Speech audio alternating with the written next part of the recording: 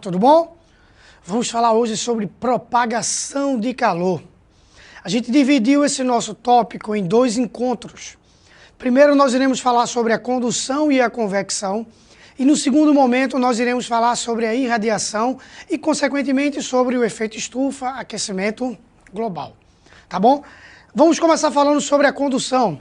Dá uma sacada nesse texto que eu preparei aqui para vocês.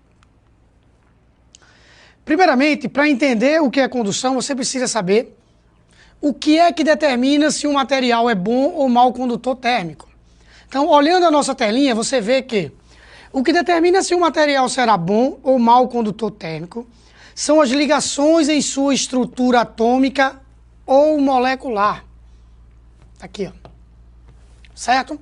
Assim, os metais são excelentes condutores de calor devido ao fato de possuírem os elétrons mais externos fracamente ligados.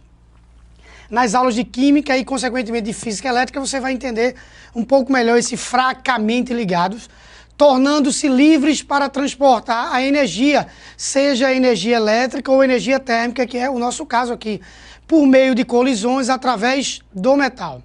Por outro lado, temos que materiais como lã, madeira, vidro, papel e isopor são maus condutores de calor ou isolantes térmicos, pois os elétrons mais externos de seus átomos estão firmemente ligados. Os líquidos e gases, em geral, serão considerados maus condutores de calor. Eu tinha que iniciar dessa forma, tá? Porque como nós iremos falar sobre condução, como é que eu iria definir condução se você ainda não estava sabendo o que define se o material é bom condutor ou não? Tranquilo? Então, de posse dessas informações, a gente vai estudar agora o processo da condução. Saibam já que a condução ela é caracterizada por um transporte de energia entre moléculas sem haver o transporte da matéria, sem haver a translação dessa matéria. Simplesmente é um aumento de vibração devido à chegada desse calor, dessa energia térmica, e essa vibração ela é transmitida para as outras moléculas, facilmente ou não, de acordo com o arranjo molecular, de acordo com a existência desses elétrons livres. Tranquilo? Então vamos à nossa telinha. Deixa eu apagar aqui. Bom, temos aqui ó, um certo metal, tá? Ou um corpo qualquer, de preferência um metal, que está recebendo calor nessa extremidade e que, ao receber calor, essas moléculas aqui que eu estou circulando, cada vez irão vibrar mais. E elas vão passando essa vibração delas, tá?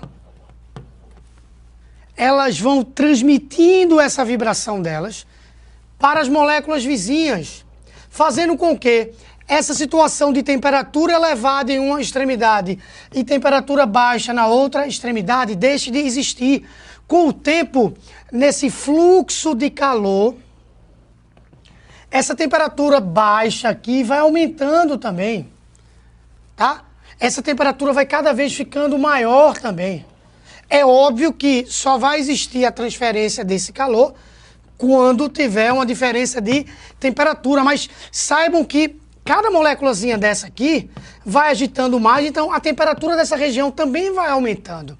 Então nós temos aqui um processo de condução do calor.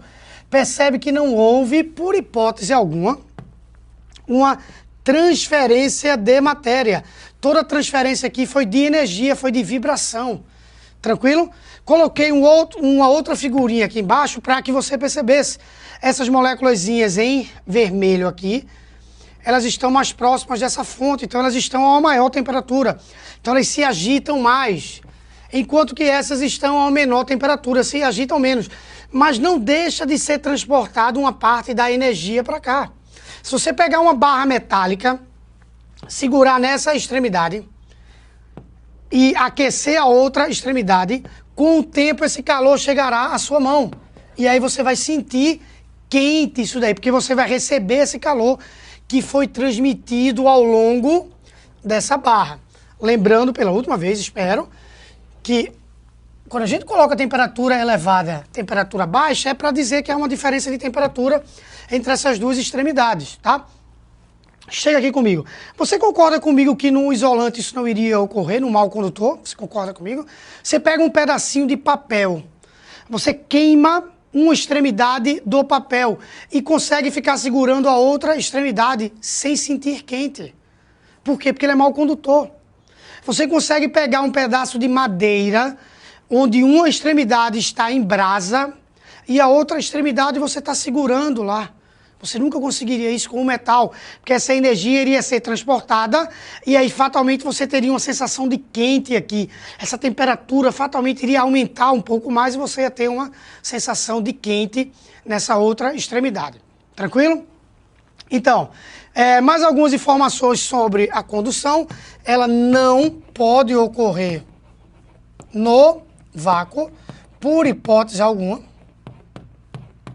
Tá? E como você viu no outro slide que nós colocamos, ela é uma característica bem marcante nos sólidos, mas ela também pode ocorrer nos líquidos e gases, mas os sólidos, não, os líquidos e gases, os fluidos em geral, normalmente são maus condutores de calor.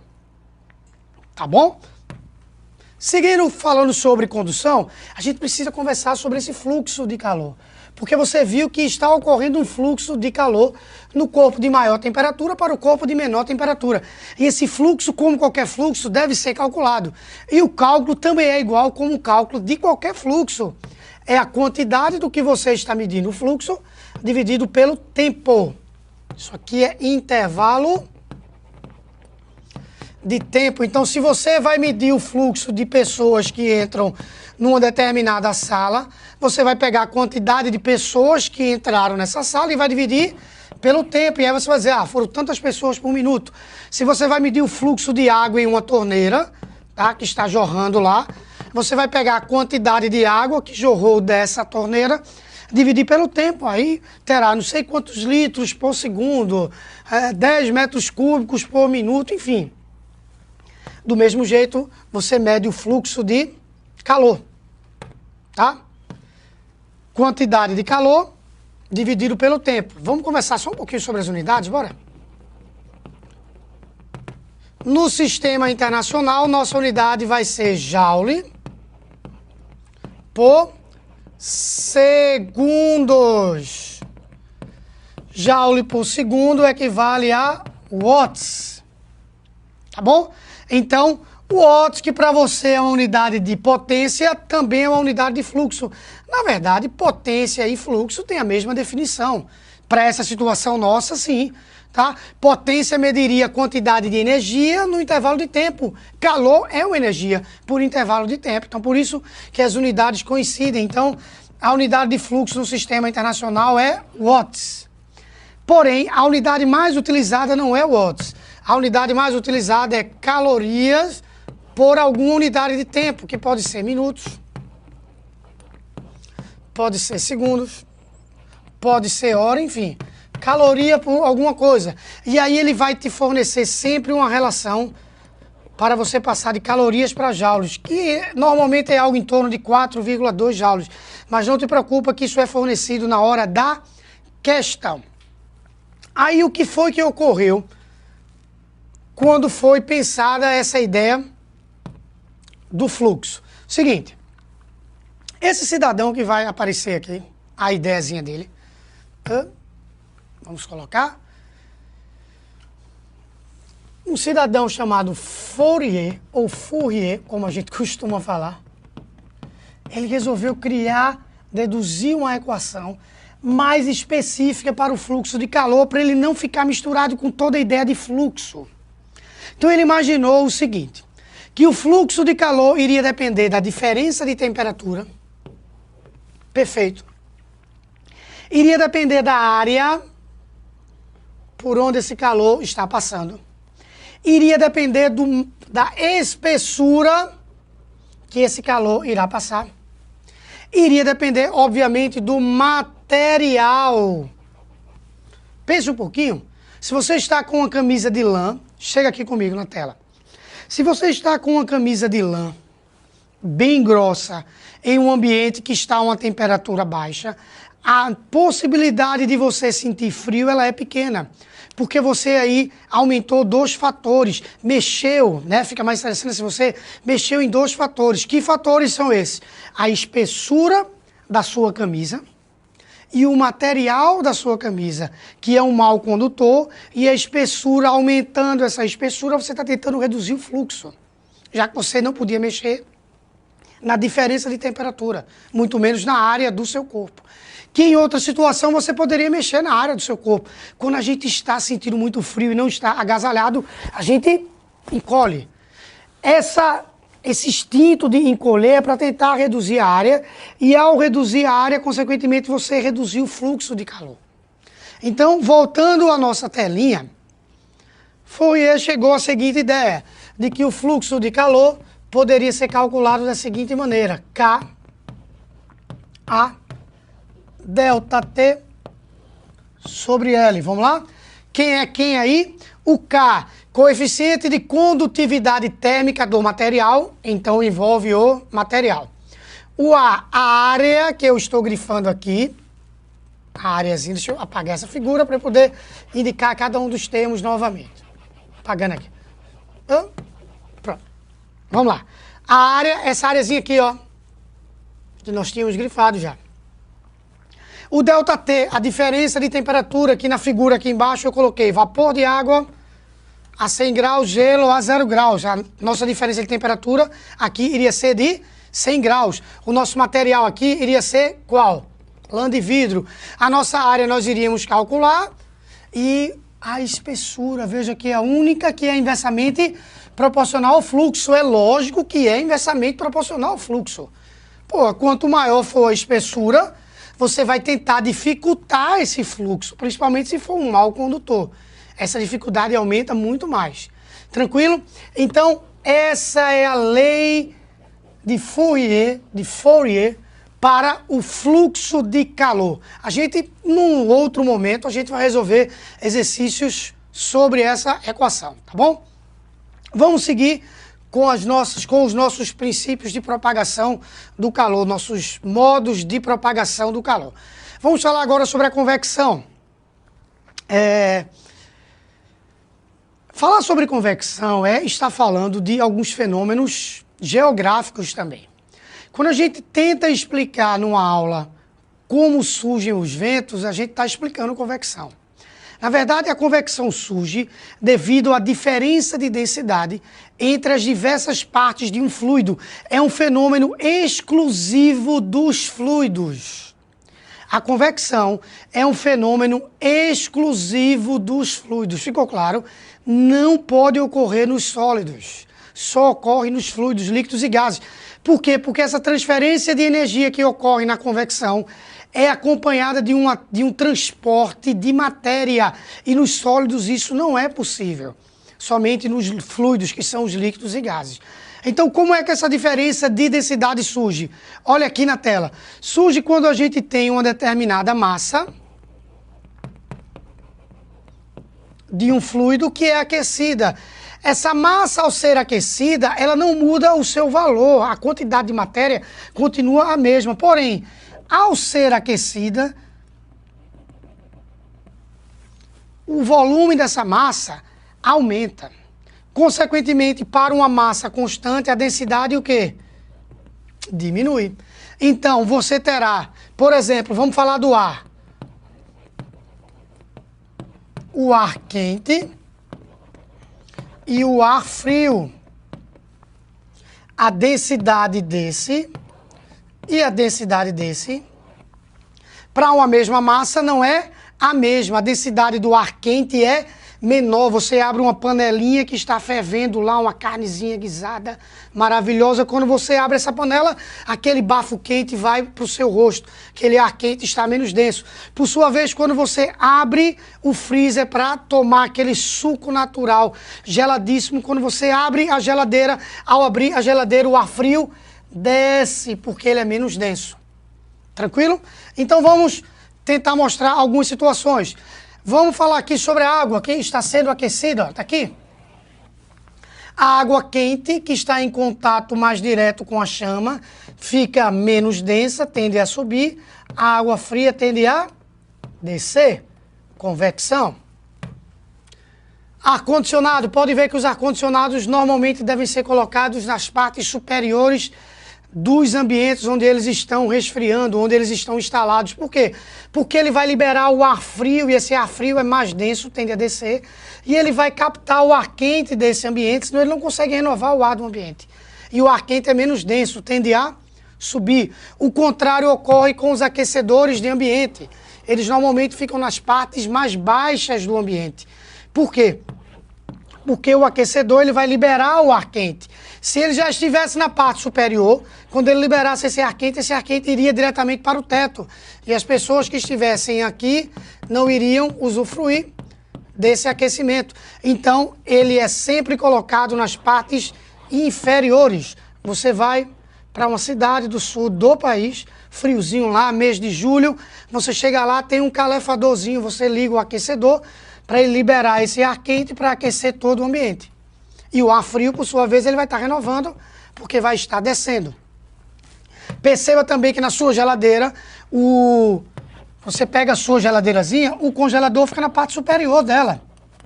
Por quê? Porque esse congelador vai liberar um ar frio, tá? E o ar quente tende a subir. De preferência, nas geladeiras convencionais, você deve colocar as prateleiras da geladeira gradeadas. Para quê? Para permitir esse fluxo de ar frio e o fluxo contrário do ar quente. Então, exemplificamos, tá? De uma maneira sucinta, os casos de convecção. Mas existem dois casos que estão extremamente importantes e extremamente cobrados em provas. Vamos aos dois casos. Primeiro deles, processo de formação das brisas marítimas. Vamos tentar entender aqui.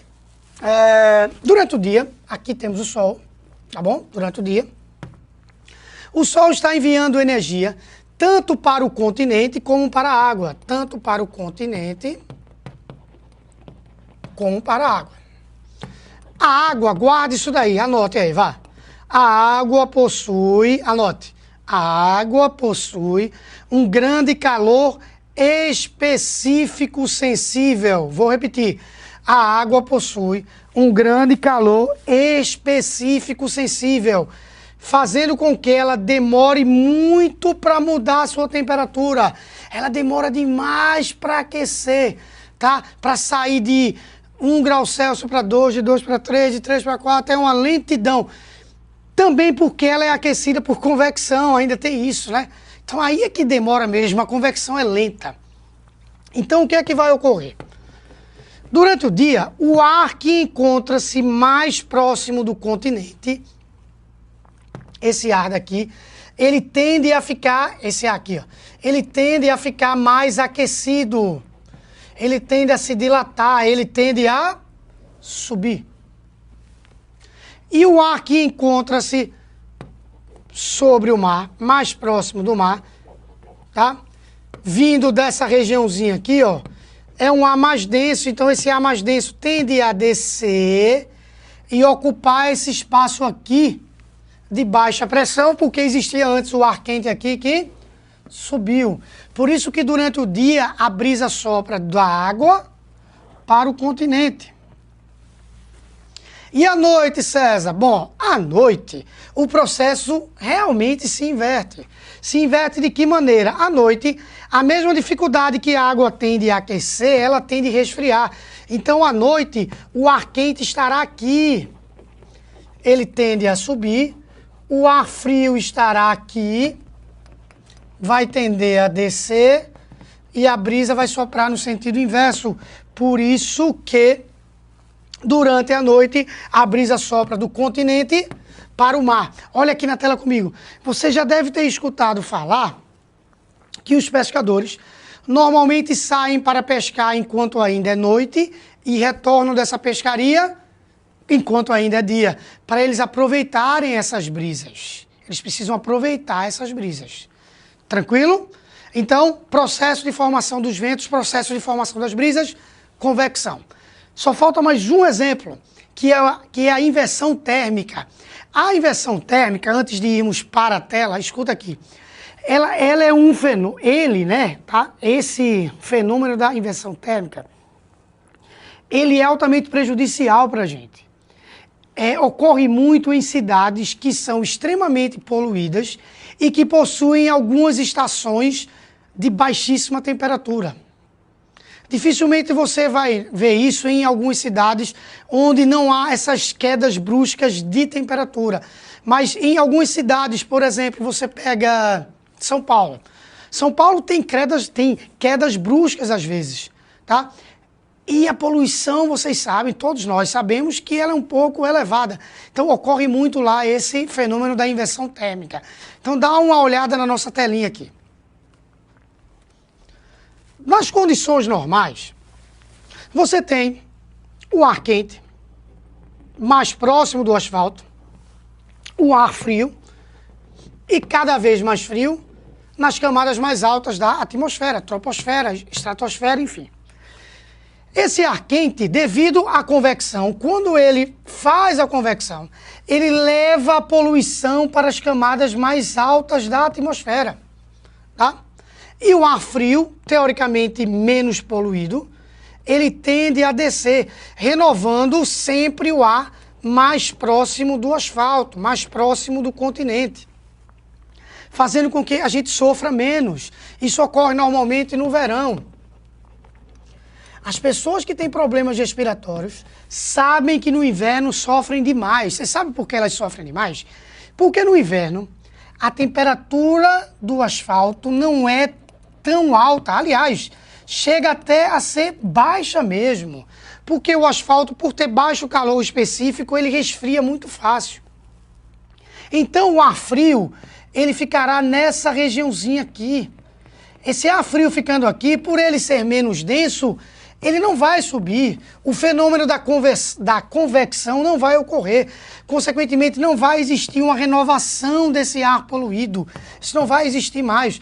Como não há a renovação desse ar poluído, essa região aqui, as pessoas que têm problemas respiratórios sofrem muito, tá? Pessoas alérgicas, por quê? É esse fenômeno da inversão térmica. O ar ele não se renova. Algumas pessoas sabem, por exemplo, se você chega aqui no Nordeste, você tem, quando vai chegando abril, maio, caramba, quem tem problema respiratório, no meu caso, hoje vocês estão vendo que eu estou um pouco afônico, eu sofro muito com isso devido a esse fenômeno da inversão térmica e a poluição aqui cada vez fica maior, tá bom? Então, ó, espero que realmente vocês tenham entendido esses dois fenômenos, esses dois princípios de propagação do calor. Estudem bem, exercitem, porque na próxima aula a gente vai para o mais importante deles, que é a irradiação térmica. E aí você precisa estar sabendo bem desses dois para entender legal o fenômeno da irradiação térmica, tá joia? Então, um abraço, fica com Deus, tá bom? Tchau, tchau.